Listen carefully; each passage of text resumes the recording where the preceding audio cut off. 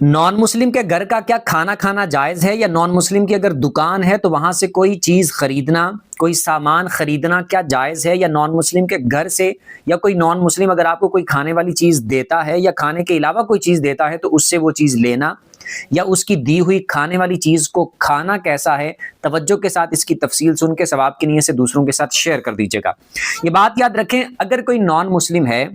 اور وہ اگر آپ کو کوئی گوشت ٹائپ چیز دیتا ہے جس کو تکبیر پڑھ کے ذبح کرنا ہوتا ہے، مثال کے طور پر جیسے مرغی کا گوشت ہے، مرغے کا گوشت ہے، بکری کا، بکرے کا، اس طرح کے کسی جانور کا اگر گوشت دیتا ہے آپ کو، اور وہ آپ کو پتا بھی ہے کہ جب جانور کو ذبح کیا جاتا ہے تو اس پر اللہ کا نام لیا جاتا ہے، تکبیر پڑھ کے اس کو ذبح کیا جاتا ہے، تو اگر آپ کو لگتا ہے کہ وہ گوشت آپ کو دے رہا ہے، کھانے میں گوشت ہے، تو وہ اگر آپ اس سے لیتے ہیں تو وہ کھانا آپ کے لیے جائز نہیں ہوگا، اس وجہ سے کیونکہ اگر اس نے خود اس کو ذبح کیا ہو یا حلال کیا ہوگا جو بھی، تو وہ تکبیر نہیں پڑھتے، اللہ کا نام نہیں لیتے، اس وجہ سے گوشت ان کا دیا ہوا کھانا جائز نہیں ہوگا۔ لیکن اس کے علاوہ اگر کوئی اور چیز ہے جو دکان سے ملتی ہے اور وہ اس نے کسی مسلمان دکان سے لی ہوگی یا کسی اور دکان سے بھی لی ہو، جیسے نارمل باقی کھانے والی چیزیں ہوتی ہیں، چاکلیٹ، اس طرح کی چیزیں، باقی چیزیں جو ہوتی ہیں کھانے پینے والی، بسکٹ وغیرہ،